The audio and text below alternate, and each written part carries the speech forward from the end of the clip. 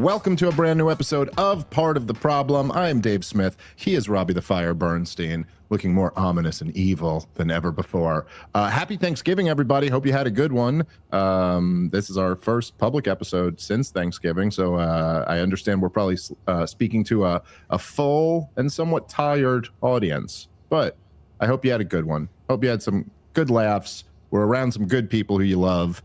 And now let's go tackle the rest of this year. And check out the subscriber episode if you never did. We debated pies. We talked about the values of turkey and how un-American J.D. Vance is. And yeah, we got into it. And also got some live dates. Come catch me out in Denver, Colorado. You can go to robbernsteincomedy.com and find the deets. Hell yeah. And of course, to watch those members-only episodes, you got to sign up over at partoftheproblem.com. And then you also get to be in our live chat, which is quite a fun space. Evidently, I'm a bit of a boomer in our live chat and don't get the inside jokes at times. But we will be taking some questions today. You guys in the live chat, if you want to put your questions in there, and we'll get to what we can. The thing that is seems to be the big story going on right now is that it looks like we are quite possibly moving closer to a real war with Venezuela. There's I know, Rob, you sent me a couple articles today and I had been reading about it a bunch, but Donald Trump has announced that the entire airspace of Venezuela is shut down. He put out a warning to everybody near or around Venezuela. Wasn't exactly very specific, but that he considers the airspace shut down. I essentially, I guess, just announcing that anyone flying a plane is fair game in Venezuela.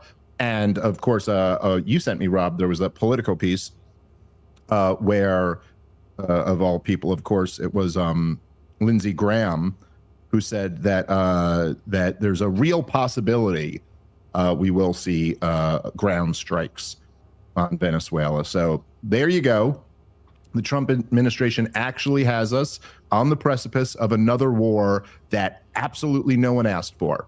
That there is, and I should, to be clear, this is always the case in politics, especially with a leader like Donald Trump. There is a degree of there's an ability to manufacture consent to a certain degree. If Donald Trump takes any position, there are some number of Americans who will support it, no matter what it is. In other words, Donald Trump could float out the idea of, I don't know, Rob, let's say annexing Greenland, and a certain amount of people will go along with that. Now, no one was clamoring for that. No one was saying, I just want a candidate who will say, but if so he can move the needle, obviously, to some degree. But just to be clear, there is no base for this. The only base for this is just people who are going to support Donald Trump no matter what Donald Trump does. But there is absolutely nobody who voted for Donald Trump because they wanted to see another war. Nobody believes, I mean, I shouldn't say, maybe there's some people.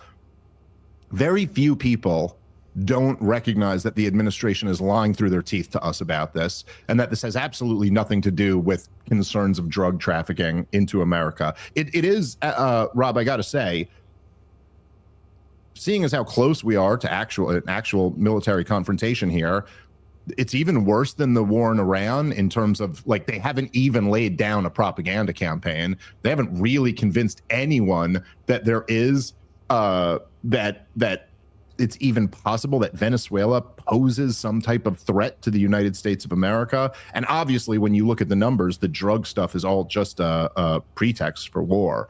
But here we are. I mean, I don't know what to say, Rob. I mean, I have a few things to say on this, but I'm curious to get your thoughts. But my overarching thought here is just, I mean, what a disaster this administration is. It just couldn't, it's like a cartoon at this point. That's what you pivot to now. Now, after the Epstein disaster, after the Iran disaster, after the Israel disaster, after Comey's case is thrown out, this is what you pivot to now? We're going to get into another war of choice because you're listening to fucking dumbass Marco Rubio or something like that? It's just, it's pathetic. Well, from what I understand, it was time for someone in America to finally put an end to the Cuban Missile Crisis. So, if we're gonna Right. if we're gonna exert proper pressure on Cuba, it's time for Venezuela to fall. And what's nice about having a war on this side of the hemisphere is that we can save on the shipping costs and spend more money on the bombs. So actually, we can reduce overall costs of wars while still giving more money to the arms manufacturers. So I think this is a clever play versus, going back to Afghanistan, Iraq, trying to support Taiwan. I just think the military-industrial complex, they had to cut some budget lines, and so keeping the next war on this side of the hemisphere means less shipping costs and more costs for bombs. Well, I guess it is a smarter forever war than the ones that we've been fighting in the Middle East. I don't know if that's a winning pitch exactly, but it does seem, I mean, look, in terms of like what the real motivation is here, I really don't know. I mean, I know this has been a pet project of Marco Rubio's for quite a while. He's been kind of the leading Venezuela hawk in Washington, D.C. for years. And of course, Donald Trump has given him pretty extraordinary power. This was one of his worst appointments. Although there's been several, but it's up there. But he's not, Marco Rubio, I believe to this day, is still acting as the national security advisor as well. He's basically had that role since Waltz was fired. But he's the Secretary of State and the national security advisor for most of this last year. And obviously Venezuela is a resource-rich country, and so perhaps there is that. I'd imagine this is what they've sold Donald Trump on, that they can overthrow this regime and get a regime that'll be friendly to big business here, and that'll somehow help be in America's interest. But of course, even in order to believe that, well, number one, just on the logistics of like, if you were like, oh, this is going to work out well for America, you'd have to unlearn every lesson that we should have learned over the last 25 years and really over the last 60 years of American foreign policy, that actually things are complicated. And the idea that you just account for one factor and think this is just like some chessboard where you move this piece out and put a new piece in ignores, I don't know, the realities on the ground of every theater of war for the American empire over the last 50 years, and that things are much more complicated than that, and that it's not easy to predict what the reaction's going to be, and that quite possibly a more radical, violent regime could replace this one, or whatever. We could get bogged down in a quagmire. We could just no concern for the possible costs of the thing. And then, of course, you only even get to that point if you remove the obvious, which is just like how inexcusable it is to even think about launching a war over what? That maybe a new regime would do business with our regime? Because it damn sure ain't about this drug stuff, Rob. Like, that is just not what is motivating any of this. And so the idea that you would ever, I mean, it's there's so much, whenever, as I've done, quite a bit of arguing with war hawks. I've done more than most people's, fair share for their entire life in the last year of arguing with war hawks. And one of the things you'll notice, Rob, is that every time there's a war that they're supporting, they always play on some moral cause. That's always how they sell the thing. Even if it's like this, like it's like, oh, they're drug trafficking, like it's like the moral cause. It's like, well, think about the people who are dying, or OD deaths in America. How many families are torn apart by drugs or whatever? Obviously, in the war in Ukraine, they would play on democracy and Ghost of Kiev stuff and taking a stand against the next Adolf Hitler or whatever.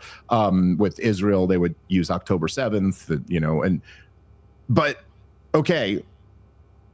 You want to play this kind of like moral outrage card, but what could be more horrifically immoral than launching a war that you don't have to launch, even flirting with it, when nobody can sit, nobody, even the people who defend war, they'll always say the like war is hell thing.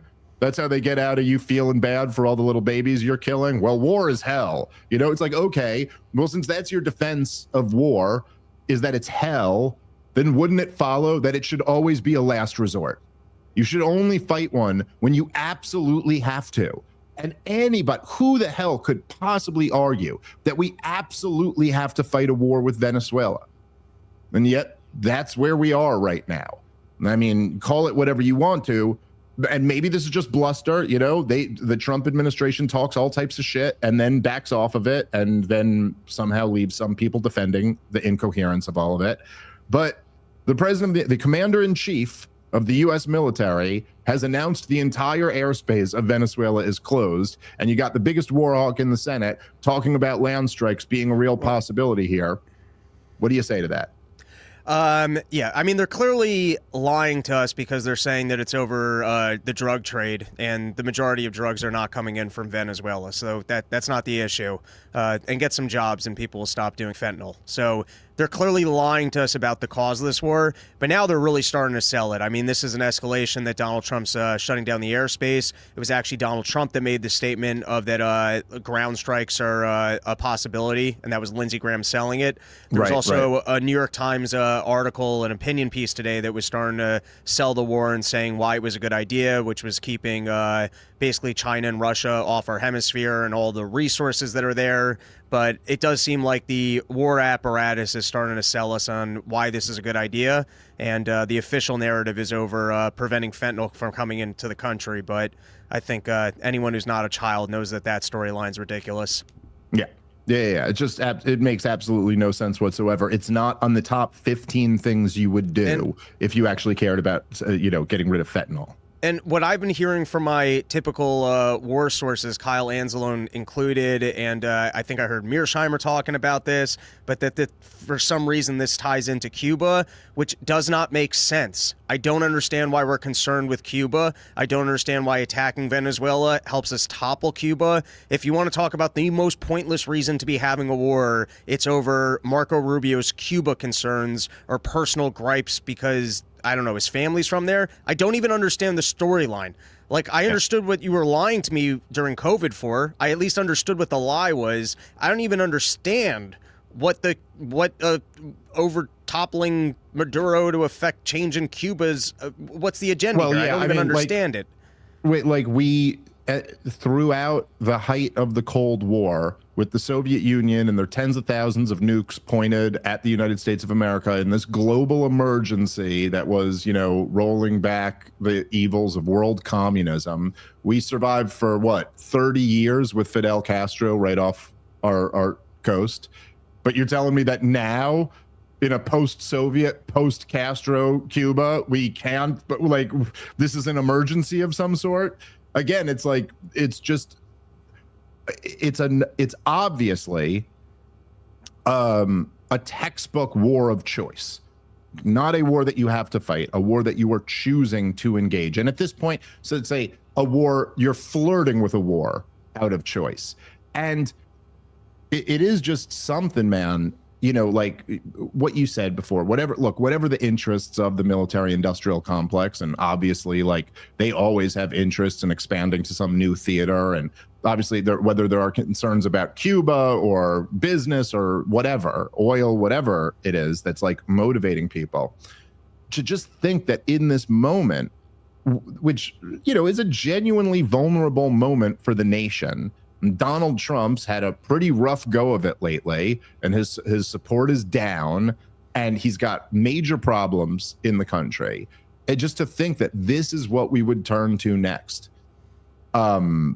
It's I would at least like the pitch of after Vietnam, Korea, Afghanistan, Iraq, and Russia, Ukraine, and putting up 5 losses in a row, we're looking for an easier target and some wins on our hemisphere to get the mojo back in the military-industrial complex, and we're beholden to them at a certain cost level every year, so we're just trying to pick some fights that we can actually win.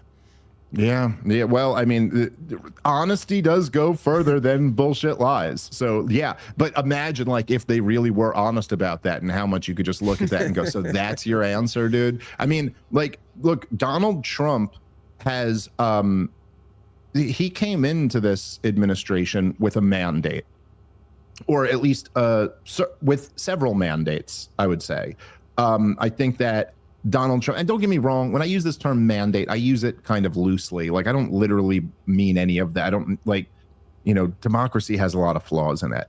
But when I say that, I just mean that, like, we live in this system where we have elections, and that is the general consensus, is that we sit here and vote every few years and we don't go to civil war. And the majority of Americans were behind Donald Trump on securing the border, deporting illegal immigrants, ending wars, dealing with inflation, dealing with the economy. Like, there were just things where there is that, but there is just no popular mandate to say, oh, and what people really wanted out of Donald Trump was to back Israel's destruction of Gaza, bomb the Houthis in Yemen, bomb Iran, flirt with a war in Venezuela. All of this stuff is just not at all what the American people care about. And, for so much of the war hawks, so many of them have kind of lectured the rest of us, like particularly the right-wing war hawks. Anytime we challenge Donald Trump for any of this shit, they go, oh, well, you're just helping the Democrats. You're splitting the MAGA coalition and helping these guys. Meanwhile, what's actually going on in reality is that Donald Trump and the Trump administration is focused on one foreign conflict after another, while the Democrats are turning to socialism and winning elections, because they're at least talking about issues that American people are actually struggling with. And so while Donald Trump's gearing up to start another stupid war, the Democrats are all talking about the unaffordability crisis that is largely because of the foreign policy that we have, and they're winning on that. So it's just, I don't know. It's hard. I mean, I guess you could use your imagination and come up with some really crazy scenario where Donald Trump launched a nuke on someone or something like that. But it's kind of within reason. It's hard to imagine that the Trump administration could be doing a worse job as we sit here a little over a year after winning this historic election. Yeah, well, listen, I don't understand how they're going to defend this. Apparently, I think the polling is like 70% of the country is not looking for this war. So my guess is that they're going to try as much as possible for strategic strikes. Maybe they'll even get a victory of Maduro just stepping down, and then they can put some new puppet in there and, have some win for the oil resources now being available to our country. And so perhaps maybe they actually walk away with the geopolitical win. But I think what they're doing is wrong, and hopefully they keep it to like an Iran situation of just some strategic strikes and then turning around and declaring victory. Yeah. Well, look, maybe something like that comes out of this. And look, I mean, like, Donald Trump, and I think, look, there's a lot of factors, and it's hard to know exactly what causes everything. But Donald Trump, obviously, after launching the 12-day war, he turned around and de-escalated the thing when he had the opportunity. He's done this a few times in his first term and in this last year. And maybe he will do something like that again. Or maybe, as you speculated, maybe like something kind of works out where they can claim it's a victory and this doesn't lead to a full-scale war. I'm hoping that's the case. But once again, like Iran, there's just no reason to even be in this situation. There's no need to even be flirting with it. But I will also say that I think one of the things that we have that's kind of a hedge against another catastrophic war, and I think this happened in Iran too, is that there is, like you said, there is just no popular support for this. And at least the way I've always seen it, you at least need some popular support at the beginning of the thing. I mean, typically speaking, wars grow more and more unpopular as the costs get higher and higher, and then that's, typically how it is. Everybody's kind of hoorah, let's go get the bad guys. And then caskets start coming back, and then people start feeling a little bit differently about it. But even just at the beginning of these wars, there is no war propaganda campaign that's been laid down. Like, I guess I'm just old enough to remember, as crazy as this sounds, there were like little old ladies in this country that were afraid of Saddam Hussein. There were people who believed that he had weapons of mass destruction and was in on 9/11, and real Americans believed that. But no one really believed that about Iran. No one believed that some type of attack was imminent. And how could they? Mark Levin was going to convince you that because they were enriching uranium up to 60% while they were negotiating with us, that there was an imminent attack coming? It's just too ridiculous. Nobody actually thought that. And so there wasn't really popular support even amongst Donald Trump's base. In fact, this is what the late Charlie Kirk was talking about. Even amongst your base, sir, nobody wants to see a regime change war. And likewise with Venezuela, it's the same thing. I mean, they don't even have a 60% enrichment type of argument to make here. They're not even, it's like they're trafficking drugs, and that's a real tough pretext for a war. You know what I mean? Like, there's a lot of other things you could do short of launching a war of aggression over something like that. And so I do think that it's quite possible that that also plays into, a feeling of trepidation on the part of the administration to actually launch a real war. Because, they have to know, Donald Trump has to know that he's taking his, to actually launch a real deal war, like a ground invasion or something like that. He is, he's playing Russian roulette with his political relevancy, with all of his political support. I mean, this is the type of thing that Trump risks dropping 20 points in his approval rating over. And I think he knows that. I also think that the, his spectacular failure on this Epstein thing makes him want to change the topic to any other conversation. And it is quite often the case that presidents try to use foreign policy as a distraction from domestic failures. Maybe there's a little bit of that going on. But again, then it just seems like this is a game of chicken. You actually can't go through with this. That's not going to please anyone. So we will see. We will see where this all goes. None of it looks very good as of right now, Rob. Agreed. All right. If you have any questions, throw them in the chat. I'll start looking through. Natalie, if you see any, you could go ahead and throw them in the in our chat there. Okay. Here we got one. Dave, thoughts on Utah judge putting a gag order on around 3,000 people in the Charlie Kirk shooting case? I don't know much about the details of that. I did see that. I saw an article about that. Well, I don't know. What can I say? Let's just say that's not exactly going to earn you a lot of confidence amongst the people. One of the dynamics that's been made very clear in the wake of the Charlie Kirk assassination is that, and look, I mean, I guess this is a dynamic that's true with almost every issue we talk about, is that we are in a place now where nobody trusts any of the institutions. And look, I don't know why the judge gag ordered all these people, but it does at least make, like, it's very understandable why a regular person would go, oh, that's because they're covering shit up. And I think that at this point, certainly this is where I am. It's where I've been for a long time. I think most people are like this. Nobody trusts a word that Pam Bondi or Kash Patel or Dan Bongino or Donald Trump, for that matter, says about any of this shit. And so there is like zero confidence that if this was a conspiracy, any of you guys wouldn't just go along with it.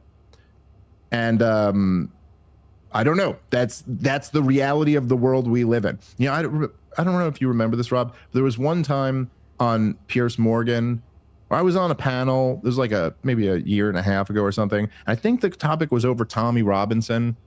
I just don't know that much about Tommy Robinson. I know very little about him. So I was like fighting with the panel over other stuff. But then when that topic came up, I was kind of just sitting back. And at one point, Pierce was arguing with Tim Pool. And Pierce was like, well, Tommy Robinson did this and he did that, and he's this awful guy. And then at one point, Tim just goes, you know what, Pierce? I don't believe you. And he goes, I don't believe any of you. Like, yeah, I've seen all these reports in the London media that Tommy Robinson's this bad guy. I don't care. I don't believe any of you. All I know is that he was talking about these grooming gangs and all you guys were saying he's a liar. And he turned out to be right. And like, there is just this. I remember listening to that. And like, on one hand, I was like, well, it's kind of a cop out because Tim's not really making an argument. But then on the other hand, you're like, yeah, it is reasonable for him to just say, my starting point is I don't trust any of you guys. And I think more and more that's where the American people are. And this is, by the way, at least from what I've heard, and I don't exactly know, but this is what I've always heard, the way people describe the way communist cultures were toward the end. Like it was just basically that, like, every citizen in the Soviet Union had already figured out that whatever's coming from Pravda is complete bullshit. Like, this is just all bullshit. No one actually believes. Everyone pretends to in public because those governments were a little more naked authoritarian and scary in some ways. So people pretended to in public. I've heard the same about communist China. And at a certain point, people are just like, we know the government's full of shit. And that's kind of where America is today, Rob. At least that's what it seems like to me. I remember having seen this on Twitter, and I did not dig into it. The short on the Charlie Kirk shooting is things that we've already said, which is this official story does not make sense, and you can speculate from there. But it just sounds shocking to me, because that sounds like such a suppression of free speech that if you were witness to an event, you can get a gag order that you're not allowed to speak about what you saw. I don't know. That sounds like a pretty big violation of free speech to me. I don't really understand. I don't understand how that wouldn't be struck down. And honestly, like, I don't know. I know this was a topic of the question, but I saw one article about this. I want to just look up real quick here if there's more to it than I'm missing. Yeah, I guess they're saying the gag order could impact thousands. I don't understand how the hell they're using this. I thought gag. Firstly, I just think gag orders are typically, from what I understand, this is just not my expertise, but sometimes, like, if you take a plea agreement from the government, then they'll put a gag order on you that you're not allowed to talk about the case, which, by the way, that is such utter corruption that essentially, if you agree to the government doing you dirty, but won't, like, just think about it. If the Justice Department or our judicial system actually served justice, wouldn't they want to broadcast it? Wouldn't they want everyone to know that you were punished for something that you did? That's the entire point of doling out punishment, is that, one, you were punished, and two, it scares other people into knowing, oh, there's a system, there's a just legal system above us that if I behave immorally, it's going to punish me. So you would think that if the government was punishing you for something, they would want to broadcast that as far and wide as possible. Why are they giving a gag order other than that they want to keep secret the way that they punished you, which sounds like they don't actually stand by what they're doing? So I think, typically speaking, gag orders are just in reference to I've never seen in a case. I've never seen a gag order like this. Yeah, and I don't think there's been one. I think this is a different type of gag order that's ever been issued before. And I've always found it, because, like, we've talked about different gag orders, like in the Trump case and January 6th defendants and stuff like that. And it always seems to be just like an egregious violation of free speech. That a government can tell you can't talk anymore about something just seems always to be an outrage. And it's used a lot of times where it's real fucked up in a way where, like, you can't defend yourself in the court of public opinion now, but everyone else can still attack you and malign you or whatever. But yeah, to just say that people who were there can't talk, I don't understand how that could possibly hold up, but I guess we will see. Dave, have you heard about what Massey said about the January 6th pipe bombs? I have heard a bit of it. I shared a podcast where he was talking about this stuff. Although I gotta do a little bit more research on all the pipe bomb stuff myself.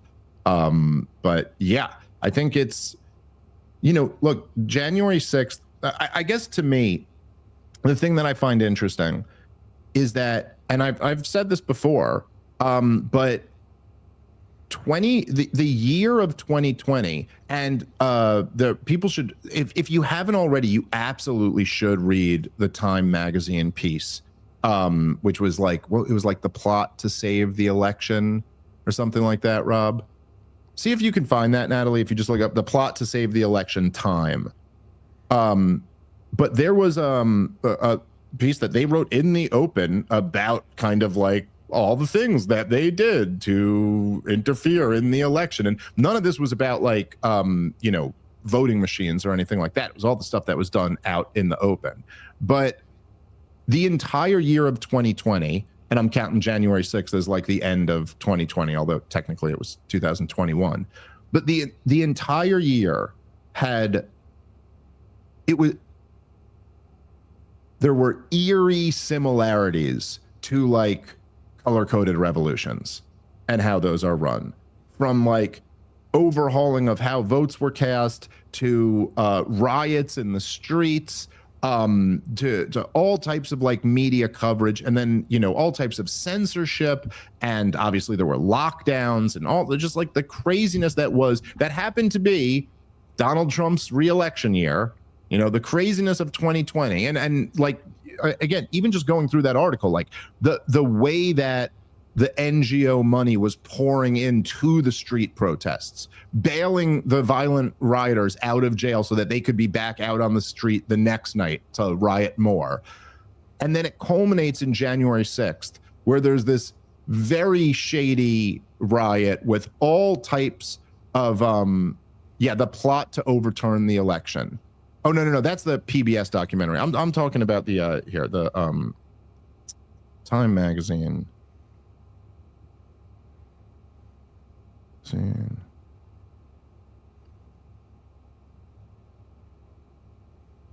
me see. It's the secret history of the shadow campaign that saved the 2020 election is the name of the Time Magazine piece, and it's really, really worth reading. But anyway, January 6th, which then ends up being used by the media in the way that we all witnessed it, right? Worse than Pearl Harbor, worse than 9/11, the reason to impeach Donald Trump, the reason why we can never support him again, the excuse to turn the war on terrorism in domestically and to fight this, you know, everything that we covered for all those years. The more you learn about it, it's just like, it has a very manufactured feeling, you know, like, and so I'm not claiming to have like all the details of exactly what the conspiracy theory was, but there is almost like an intelligent design type argument. Like, you know, the intelligent design argument, Rob, loosely, it's like there's essentially like there are certain things that due to their nature, you can deduce that they were designed by an intelligent creator. So like, for example, like, let's say you had never seen, like, you had never argument.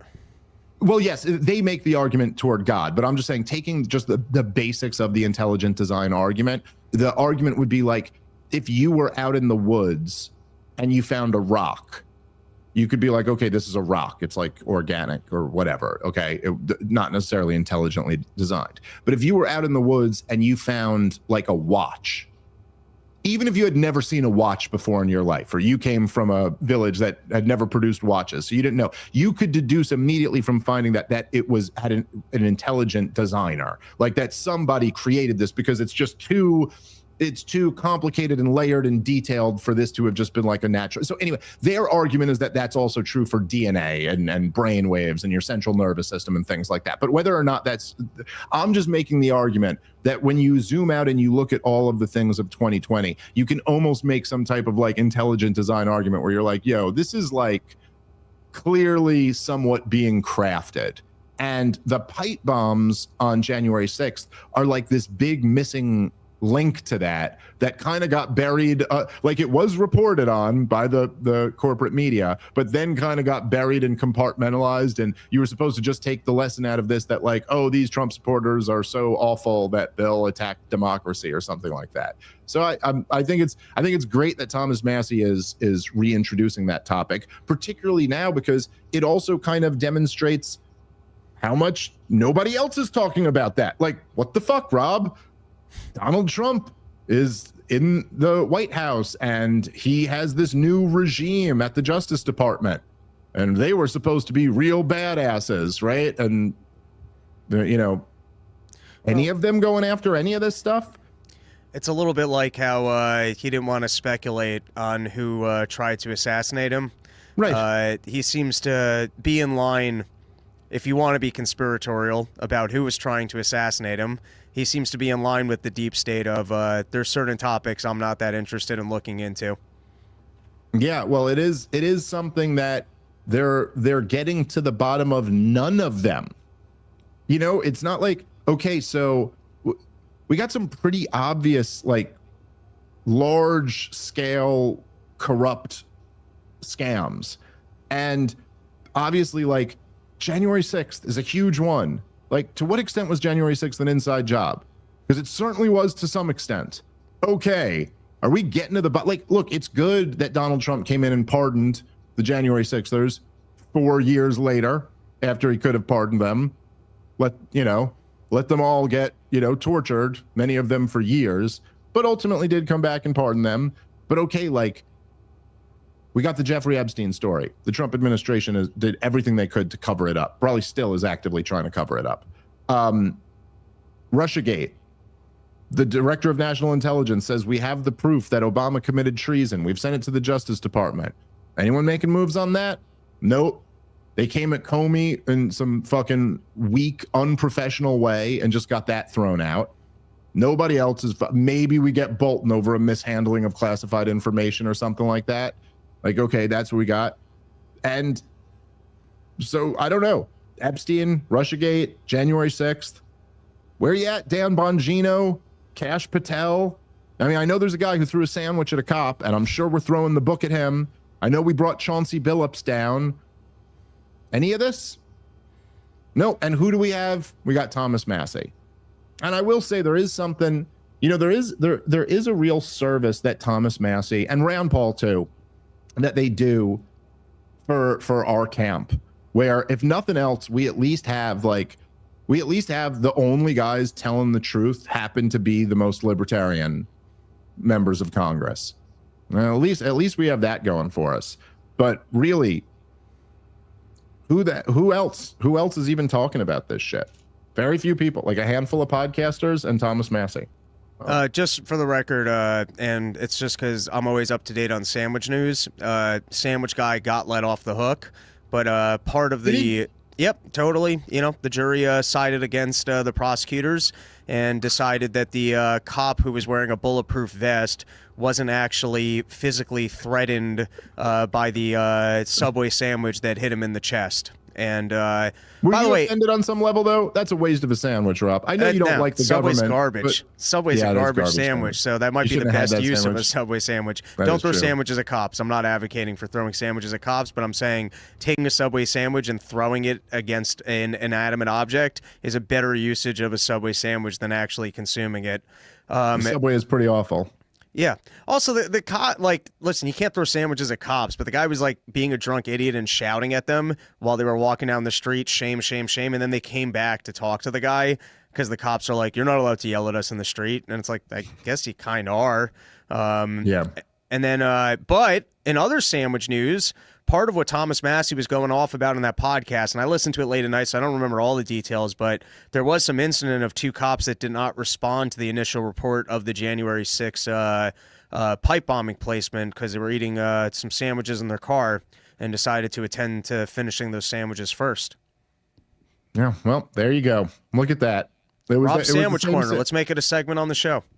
Now, just so you know, it wasn't the same sandwich that kid threw. That was years later. Okay, so don't because I know you think the puzzle pieces all fit together there. They caught the sandwich, they were eating it, but no. You're connecting dots here that shouldn't be connected. Here, let's play. By the way, and there was that Blaze storyline that used gate analysis and basically is speculating that the person who placed the January 6 pipe bombs is a CIA security guard. And that he basically works at the CIA, I guess as a security guard for the campus over there or whatever. Yeah. Well, it does make you wonder, right? Those Mike Johnson comments about what's a threat to our political order, It's like, oh, yeah, that's the issue. Telling the truth might be a threat to the political order, Rob, as you might find out that this country ain't at all what they pretend it is. Here, let's play. I wanted to play this video from CNN. Which I saw this video was going viral on Twitter this morning. I guess it really is something that at CNN, they're still talking about Nick Fuentes on Tucker Carlson. It's by the way, just the biggest best thing in Charlottesville. Yeah, well, but again, it's the best example of the thing we always talk about where, again, the people who are of the system, who are all doing good, a bunch of 1%ers who really kind of like the establishment, they all sit around and they think Charlottesville's the worst thing that's ever happened, or they think Nick Fuentes being on Tucker Carlson show's the worst thing that's ever happened because, They're like, it's like a host who makes $1.5 million a year and a bunch of people who make 600 to 800 grand a year sitting around and talking, and like price inflation really ain't that big of a deal to them. But anyway, I don't know. I guess I was blown away by just how stupid CNN still is. I haven't checked in on them in quite a while, but just that, like, it's amazing how much dumber the conversations that are happening on there are than anything happening in this world. Anyway, let's play a little bit of this clip. It's Stephen Miller's wife arguing with one of the talk show hosts and some other panelists about Nick Fuentes on Tucker Carlson. Here, let's check it out. Really, it's about whether someone like Tucker Carlson, who is a very powerful force in the conservative movement. You host people on your show all the time who call my husband and myself a Nazi. So how is that any different from Tucker Carlson going on? Nick Fuentes having Tucker Carlson on his show? It's not different. He's actually anti-Semitic. He's anti-Semite. A Hitler admirer. Nick Fuentes is actually a Hitler admirer. But he literally is not a good That is a different thing. Excuse me, you have Jennifer Welch on your show very often, and you've never pushed back as she has called my husband a white nationalist. Hold on. That is no different than Nick Fuentes going on Tucker Carlson's show. It's not, and you should admit it. Well, hold on. Wait, hold on. How is it anything similar? It's not remotely similar at all. Nick Fuentes sits around and says that he likes Hitler. How is that similar to do with it? What does she have to do with it? She has nothing to do with it. Literally nothing. Scott, Katie is the person who just said to me that it is comparable to say that Nick Fuentes, who is literally a neo-Nazi, is the same as somebody, a liberal, who has an opinion, who is not a neo-Nazi. They are not a hateful opinion. The same. How do you want? Excuse me. Let's go back to this point one more time. But Nick Katie, Fuentes can espouse an opinion on Tucker Carlson's show. It is not the same. And he didn't push back the same way you didn't push back when someone called someone in my family. Hold on a second. It's not different. Hold on a second. It's not. If someone comes on this show and says, I love Hitler and I admire what he did, they would never, first of all, I would never invite them on the show and they would never be invited back. So those two things are not the same. But yet you've gone on Jennifer Welch's podcast. It's the same thing. They are not the same thing. What I find so, but Katie, but hold on. You pause it for a second. Do you believe that Jennifer Welch has a right? Rob, I mean, if you're not understanding the arguments that anyone's making there, I just want you to know you're right. Don't feel like, hey, maybe something's going on and I'm a little confused and I'm missing what's exactly happening. Nope, none of them are. I mean, all I got out of this was that I feel bad for Stephen Miller. I don't know what, but regardless of any of this, the thing is, she's so bad at this, Stephen Miller's wife, that is, that all she can go to is making it about herself and coming up with an example of where, I don't know, I guess this woman, I guess some guest said some mean things about Stephen Miller. And so she's like, see, that's the same as having Nick Fuentes, which is like, this is the dumbest way to even make this argument.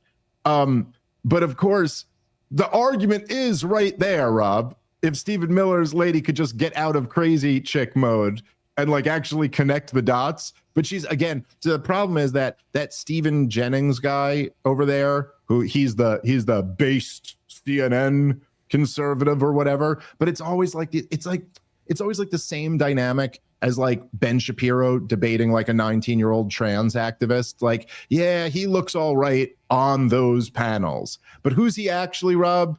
He's a George W. Bush Republican. Okay. And who's she actually? She's Stephen Miller's wife. So she's totally married to this administration. He's totally married to the regime in general. And so none of them can just make the obvious point, which is that, yes, you're worse than Nick Fuentes. Like this is the thing that like all of them, because again, look, this is like the Noam Chomsky shit, right? Anyone who would be that honest won't be there to begin with. Think about this, right? I worked for this company, right? Like I was I guess not an employee, but I was a contractor of Turner. I was at this building, right? I was a contributor on SE Cup show. And now I've gotten bigger than anybody on CNN at this point. And yet I'm not in that building anymore, right? Because they just don't keep people like me around. And so like there's a reason why it's not just me. There's probably 200 different political commentators who have big podcasts who would make this same point, who would just devastate them. Like, what do you mean? Oh, Nick Fuentes. Oh, who has CNN had on? Let's go through the list. Rob. Okay, you give me the problematic people that Tucker Carlson has had on. You could give me Nick Fuentes 5 times. All your Daryl Coopers and me and whoever else the people are. Now, who has CNN had on? Oh, yes, everyone who sold the lockdowns, everyone who sold the terror wars, everyone who sold the financial crash of 2008. You got, like, Rob, it's just the arguments just make themselves. You guys are so much worse than him. And yet the only thing they can hold on to is like, but he's a Nazi and we're not Nazis. Therefore, he's bad. How pathetic. The role of like modern journalism couldn't be summed up better than this woman. This woman who has never had an interesting thing to say ever once. There has never been a time where anyone on that panel, but this woman who hosts the show, there's never been a time where she said something, Rob, and you went, shit, you could tell she's really read deeply on this subject and thought a lot about it. That was a compelling point. She's never once done that, ever. Was a big story that she's broke? No. But what does she do? She sits there to race to let you know that anyone who had those views would never have been invited on this show. And if they were on this show, they wouldn't be invited back. What's the point of that? What's the point of giving you that information, Rob? What are you to deduce from that? Well, it's very simple. She's a good person. That's what it is unbelievable how many journalists are just in the business of telling you that they're a good person. Like that is something that should, if you are trying to be a journalist and be good at your job, that should be like the rule number 1 is you never make the story that. And these other people, because like, what is that? And then again, also, by the way, it isn't what's so laughable about all of this is like, imagine what are you saying? You wouldn't have Nick Fuentes on your show? Who cares? I'm sure he wouldn't do your show at this point because it's just like a waste of his time. So anyway, I don't know. I just thought this was an interesting moment at going by. It's like you do see like the same way through all of wokeism, through the rise of Donald Trump. January 6th was a great example of this. But it's like time and time again, they can't adjust to the fact that like your sensitive liberal values are just not important to people. The fact that you found this thing to be like, it's always what animates the people in the corporate media the most is when there was something that we found undignified that really hurts my sensibilities about who we are as a people. And like, but it's always just symbolic nonsense. Tucker had a conversation with Nick Fuentes, or like someone. Donald Trump said, "Grab him by the pussy" once in a private recording. No, it's just like they're animated by a story that gets their panties in a bunch and allows them to tell you, "I'm a good person," and that person is not. That's really what they're in the business of. Any thoughts, Rob? What I like about this CNN Goes Jerry Springer piece, which basically just sounds like Dumb and Dumber of the, you can't triple stamp a double stamp, you can't triple stamp a double stamp, Lloyd. That's like the female equivalent of that conversation, is that Stephen Miller, that bald Jew with a tick, has a real hot ride or die bitch. And while I could not deal with that energy at home, because I'm sure when she's not fighting with other people on your behalf, she's fighting with you on whatever is going on in the house. That's a lady with a lot of spark that likes to fight. And I guess the extent that you can put her on CNN to go back you up instead of having to argue with you at home is a win. But oh, you're sending her out on a lot of TV appearances. A lot of returns. Yeah, that's right. Yeah, good for Stephen Miller. That's a good pull for that guy. Yeah, well, that's the thing about a Jew like Stephen Miller. You got to get political power. That's the way. But it is, another thing that just kind of jumps out at me about this is that, I don't know, I guess there's just the segment itself, like obviously we just played a little bit of a clip, but who the hell can take any more of that? But it's so dumb I mean, like, this is just one of the things that, you know, it's almost like, I think sometimes we can almost overthink these things ourselves. Like, just like, look at the baseline here. This conversation is really fucking stupid. Okay. And let's just be honest here. Nick Fuentes is not stupid. Like, however you may feel about Nick or his show or whatever, it ain't dumb. That's for sure. It's like wildly offensive. It's very sarcastic. There's a lot of fucking humor that a lot of people wouldn't find appropriate, but the kid is not dumb. And this conversation is fucking stupid. And like, part of the reason why he's lapping you guys is because people can just see through this bullshit. It's all so low IQ and so ego driven. Like, even her point, the way they're going back and forth, her argument is, you had someone who attacked my husband, and that's every bit as bad as somebody having a conversation with Nick Fuentes. And then her argument is, I'm such a good person that I wouldn't have that conversation with Nick Fuentes. Like, what is this? This is stupid, self-centered slop. Just nonsense, just like a waste of everybody's time. And that is something that I think is like, I don't know. I like the conversation being not that fucking retarded. Like, even no matter what the conversation is, I want a version of it that isn't this fucking stupid. We do have to wrap up on that a few minutes early, but this was a special show, and we will be back on Monday with a brand new episode. Rob, last word, plug your shows, and then we got to get out of here. Everyone go check out the Run Your Mouth podcast. Just did a long episode. We delved deep into the Venezuela stuff with Kyle Anzalone. So go check that out. I'm home now, so I'm cranking out a lot more episodes. So go check out Run Your Mouth. And then, of course, you go to robbernsteincomedy.com, click the links, check the dates. And I've got Sam Tripoli closing out New Year's in Jersey and 3 dates out in Denver, Colorado. Hell yeah. All right, guys. Catch you next time. Peace.